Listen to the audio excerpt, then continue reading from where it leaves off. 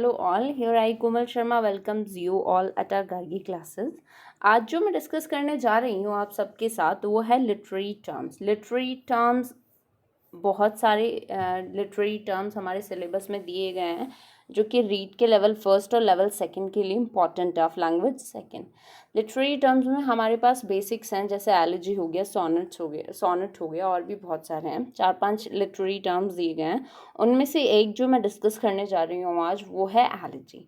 ठीक है, अब एलिजी का एग्जैक्टली डेफिनेशन क्या होता है, इस वर्ड को कहाँ से डिराइव किया गया है, ठीक है, और इसका एक पर्टिकुलर एग्जाम्पल के साथ मैं आपको इसको समझाने की कोशिश करूँगी। ठीक है, एलिजी बेसिकली एक लिटरेरी टर्म होता है, एक ऐसा पोइटिक पैटर्न होता है जिसमें बहुत सारे पोइट्स अपनी स्पेसिफिक पोइट्रीज़ को लिखते हैं। ठीक है, जब मैं इसके फीचर्स आपको बताऊंगी, इसका डेफिनेशन आपको बताऊंगी, इसका डेरिवेशन बताऊंगी ना, तब आपको एग्जैक्ट समझ में आ जाएगा कि एलिजी का मतलब क्या होता है और किस तरीके की पोइट्रीज़ होती हैं, एलिजिक पोइट्रीज़ जो होती हैं।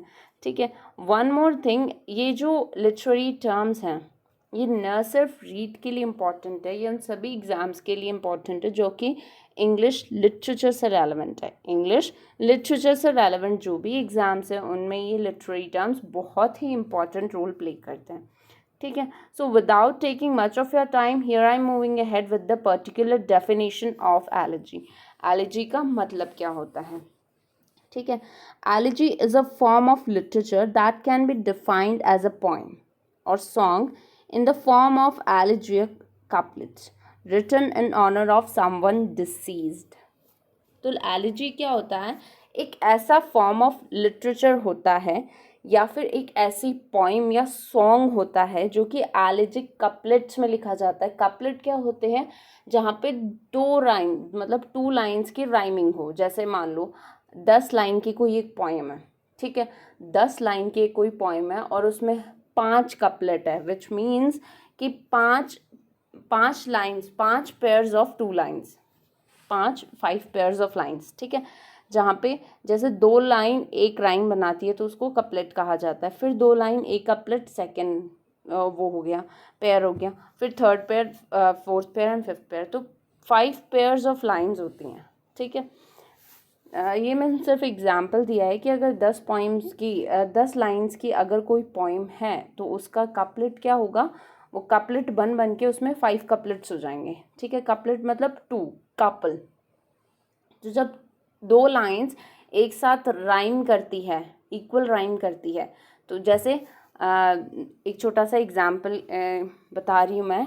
Game dame, game dame, GAME game dame, ये एक साथ राइम करती है। अगर किसी 2 लाइन्स है जिसका लास्ट का एक वर्ड है गेम और दूसरी लाइन का लास्ट वर्ड है डेम, तो ये क्या हो गया? कपलेट हो गया। और इसमें पर्टिकुलर राइमिंग स्कीम्स होती हैं और कौन सा एक पर्टिकुलर रिदम यूज़ किया जाता है, वो सारी चीज़ें इंपॉर्टेंट होती हैं।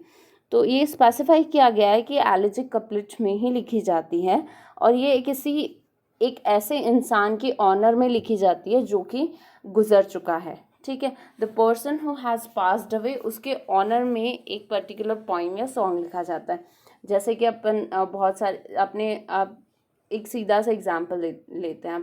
अपन अगर फिल्म्स की बात करें तो एक ऐसा कोई भी सॉन्ग आप उठा सकते हैं जिसमें आपको लगे कि ये पर्टिकुलर सॉन्ग है एक ऐसे आदमी को डेडिकेटेड है जो कि अभी इस दुनिया में नहीं रहा है। The person who has already passed away, उसको डेडिकेट की जाती है वो पोइम या कोई भी सॉन्ग। ठीक है, it typically laments or mourns the death of the individual. किसी एक पर्टिकुलर इंडिविजुअल पर्सन की डेथ पे मॉर्न या लेमेंट करना ही एलिजी होता है। ठीक है, तो होप आपको समझ में आ गया होगा। एलिजी एक ऐसे पोइम और सॉन्ग होता है जो कि एक ऐसे पर्सन को डेडिकेट की जाती है जो इस दुनिया में नहीं रहा, एक ट्रिब्यूट हम बोल सकते हैं। ठीक है, तो उसके जाने के गम में या लैमेंट करना या मौन करना on his passing away, on his और पासिंग अवे, किसी भी इंसान के जाने से, गुजर जाने से, और जो इस दुनिया में नहीं है उसको एक पर्टिकुलर पोइम अगर डेडिकेट की जाती है विद राइमिंग कपलेट्स तो उसको हम क्या बोलते हैं? एलिजी बोलते हैं। ठीक है, अब इसका डेरिवेशन कहाँ से हुआ है, कहाँ से इस पर्टिकुलर वर्ड को लिया गया है. Elegy is derived from the Greek word elegeios which means a song or merriment sung along with a flute. तो बेसिकली ये एक ग्रीक वर्ड है लैगस, ELEGUS, इलागस से लिया गया है, जिसका मतलब एक ऐसा सॉन्ग से है जो कि गाया जाता है एक फ्लूट के साथ, बांसुरी के साथ अगर कोई गाना गाया जाता है तो उसको इलागस बोला जाता है और ये ग्रीक वर्ड से डिराइव्ड है. ठीक है. The forms of elegy we see today were introduced in the 16th century. Elegy written in country churchyard by Thomas Gray. Thomas Gray की बहुत ही इम्पॉर्टेंट और बहुत ही एमिनेंट और पॉपुलर ये एलिजी है, that is elegy written in country churchyard. Thomas Gray ने लिखी थी, बहुत ही पॉपुलर है. आपने शायद आप में से कईयों ने इसको पढ़ा भी होगा अपने बेसिक इंग्लिश लिटरेचर जो है, जो भी सिलेबस होता है graduation, post graduation, under graduation में आई हुई भी है बहुत बार. तो आपने मोस्ट प्रोबेबली पढ़ा होगा, और नहीं पढ़ा होगा तो यू मस्ट रीड दिस. आपको ये पढ़नी चाहिए, बहुत ही अमेजिंग और एक पर्टिकुलर एग्जाम्पल है ऑफ एलिजी. ठीक है. तो ये 16th सेंचुरी में जो एलिजी इंट्रोड्यूस की गई थी वो इसी से किया गया था. Elegy written in country churchyard by Thomas Gray. ठीक है, ये हो गया अपना डेरिवेशन. अब देखते हैं इसके फीचर्स क्या क्या होते हैं, क्या क्या क्वालिटीज़ इसमें होती हैं जिससे कि इसको एलर्जी बनाया जाता है. एलर्जी आप किस तरीके से और किस फीचर्स को ध्यान में रखते हुए आप एक एलर्जी को आइडेंटिफाई कर सकते हैं. ठीक है, या आप लिख भी सकते हैं. Alright then, so just like a classical epic, an elegy typically starts with the invocation of the muse and then proceeds by referencing traditional mythology. तो एलिजी का जो फर्स्ट फीचर है वो क्या है, ये एक क्लासिकल एपिक की तरह होती है. एपिक एक बहुत लंबी पोइम को बोला जाता है. एपिक का अगर बहुत ही पॉपुलर एग्जाम्पल ले तो जैसे पैराडाइज लॉस्ट है बाय मिल्टन, जॉन मिल्टन, या फिर विलियम वर्ड्सवर्थ का जो वर्क है, विलियम वर्ड्सवर्थ का जो वर्क है द प्रिल्यूड. तो the prelude and paradise lost बहुत ही इंपॉर्टेंट और पॉपुलर एग्जाम्पल्स है ऑफ एपिक पोइम्स. तो ये एक ऐसे क्लासिकल एपिक पोइम की तरह होती है. जो एलिजी होती है वो एक ऐसे क्लासिकल एपिक पोइम की तरह होती है जो कि स्टार्ट होती है with the invocation of the muse. मतलब एक पर्टिकुलर डेटी को इन्वोक किया जाता है. जैसे अगर अपन पैराडाइज लॉस्ट पढ़ते हैं तो पैराडाइज लॉस्ट में सबसे पहले जॉन मिल्टन, जब पोइम शुरू होती है, जब ये क्लासिकल पोइट्री शुरू होती है, एपिक पोइट्री, तो उसमें सबसे पहले वो इन्वॉक करता है म्यूज़ को, डेटीज़ को इन्वॉक करता है. तो उसी तरीके से एलिजी में भी सबसे पहले इन्वोकेशन होता है. ठीक है. And then proceeds by referencing traditional mythology. और उसके बाद में ट्रेडिशनल जो भी माइथोलॉजीज़ हैं उनका भी यूज़ किया जाता है इन जो एलिजीज़ होती हैं उनमें. ठीक है. एलिजीज़ में सबसे पहले एक क्लासिकल एपिक पोइम की तरह इन्वोकेशन होता है, इन्वोकेशन ऑफ द म्यूज़, और उसके बाद में किसी भी ट्रेडिशनल माइथोलॉजी का यूज़ किया जाता है. ठीक है. तो ये हो गया इसका फर्स्ट फीचर. अब सेकेंड फीचर देखते हैं. It often involves a poet who knows how to phrase thoughts imaginatively in the first person. और it often involves a poet. इसमें एक ऐसे पोइट का इन्वॉल्वमेंट होता है जो कि राइटर होता है, पोइट्री लिखता है, who knows how to phrase thoughts imaginatively. जिसको ये पता होता है कि imaginatively अपने थॉट्स को फ्रेज आउट किस तरीके से किया जाए, और वो भी फर्स्ट पर्सन में ये पोइट्रीज लिखी जाती है बेसिक. All right. तो अब इसका क्या देखते हैं अपन, थर्ड फीचर देखते हैं. Questions are raised by the poet about destiny, justice and fate. अब क्या करता है पोइट जो है, जो भी फर्स्ट स्पीकर होता है, फर्स्ट पर्सन होता है उस पोइट्री में, वो क्या करता है, क्वेश्चन रेज करता है डेस्टिनी के बारे में, जस्टिस से रेलेवेंट और फेट से रेलेवेंट. ठीक है.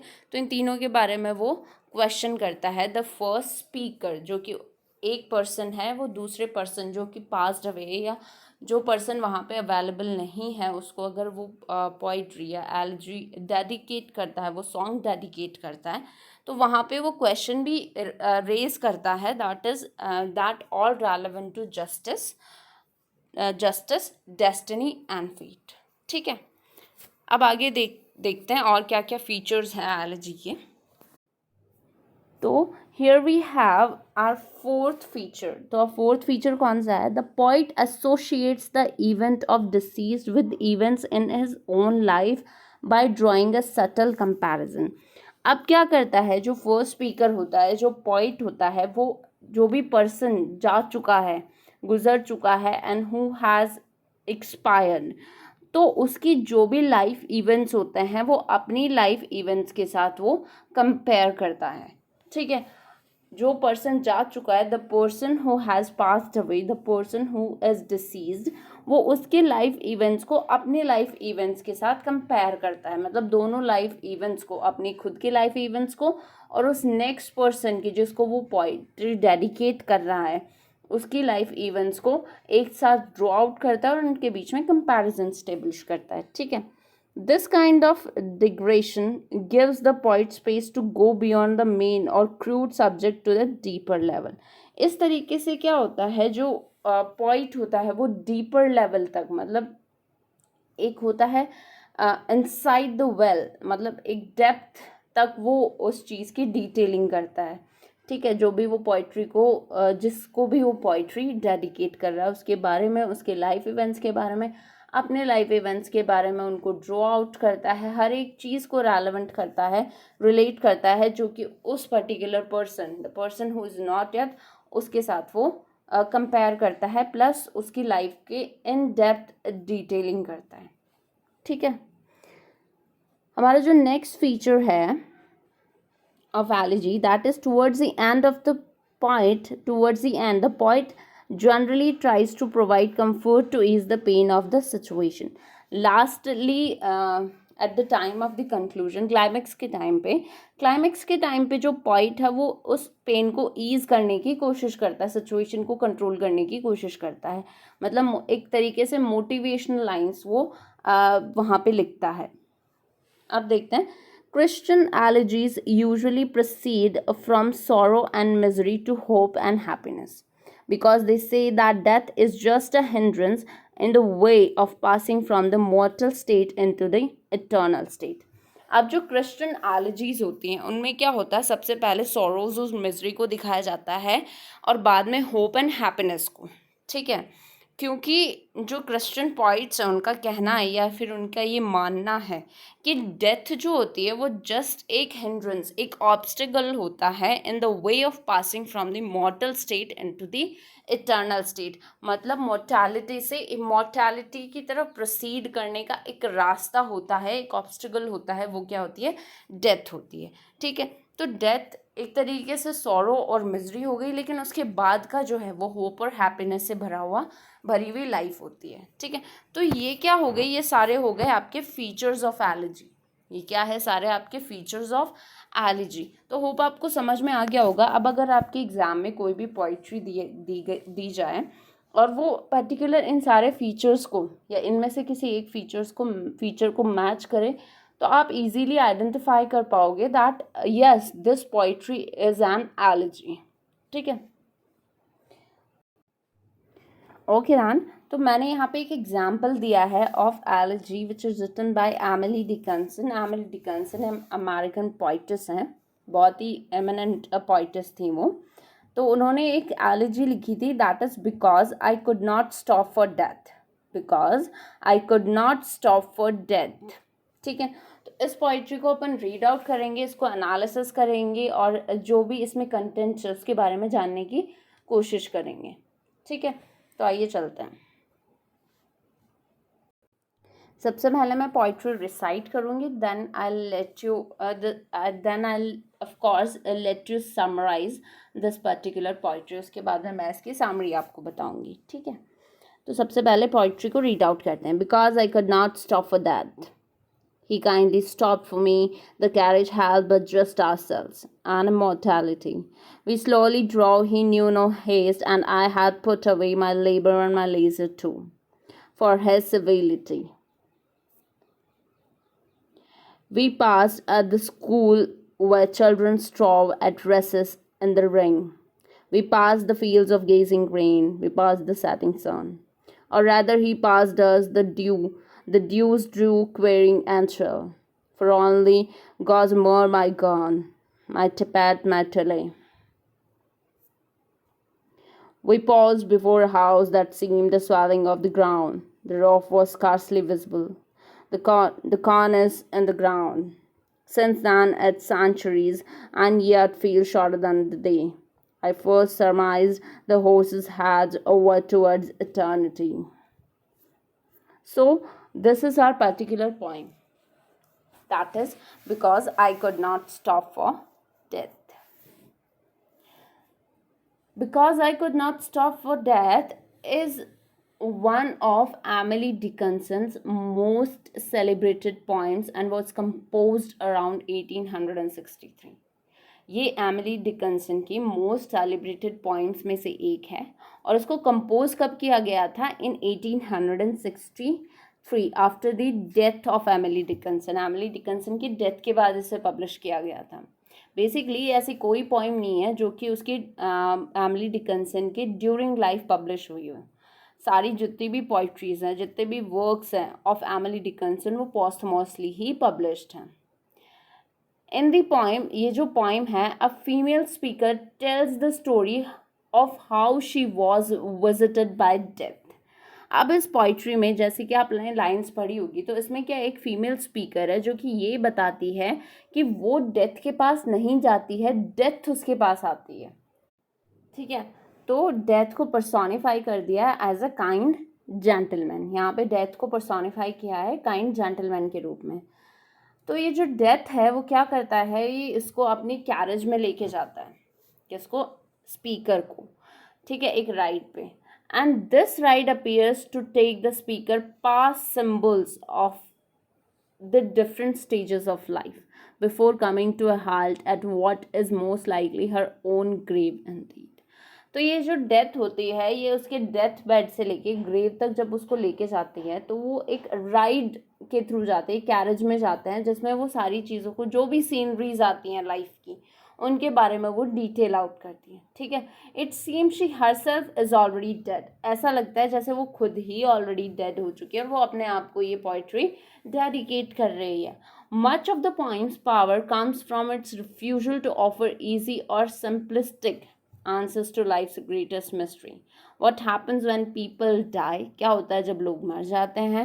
And the poem can be read both as the anticipation of a heavenly Christian afterlife and as something altogether more bleak and down to earth. तो इसमें एक क्रिश्चियन बिलीफ्स के बारे में बताया गया है कि लाइफ जो होती है आफ्टर डेथ किस तरीके की होती है, और डेथ बेड से लेके जो ग्रेव तक की जर्नी है उसको बताया गया है, और उस ग्रेव में जाने के बाद उस सोल के साथ क्या होता है उसके बारे में थोड़ा सा डिस्क्रिप्शन है. तो इस पोइट्री को जब आप रीड करोगे तो आप अंडरस्टैंड कर पाओगे कि इसमें एमिली डिकन्सन ने ये जो पोइट्री है, जो भी स्पीकर है वो अपनी ही डेथ को ये पोइट्री डेडिकेट करता है, डेथ को पर्सोनिफाई किया गया है, और एक क्रिश्चियन बिलीफ इसमें बताया गया है कि आफ्टर डेथ जो सोल होती है उसकी जर्नी किस तरीके की होती है. ठीक है, तो एक एलिजिक एग्जाम्पल है. इसके अलावा अगर आप चाहें कि मैं वीडियो अपलोड करूँ of elegy written in country churchyard for your better understanding और उसको प्रॉपर तरीके से एक्सप्लेन करूँ, तो आई कैन डू दैट. आप मुझे उसके लिए कमेंट कर सकते हैं इनटू द कमेंट सेक्शन, और ईमेल भी कर सकते हैं upon our email ID which is gargiclasses.edu@gmail.com. So thank you so much for watching this video. Don't forget to subscribe our channel. Bell icon को प्रेस करना ना भूले ताकि आपको हमारे हर वीडियो का नोटिफिकेशन प्रॉपर मिलता रहे. ठीक है, and do like the video. So thank you so much for watching this video.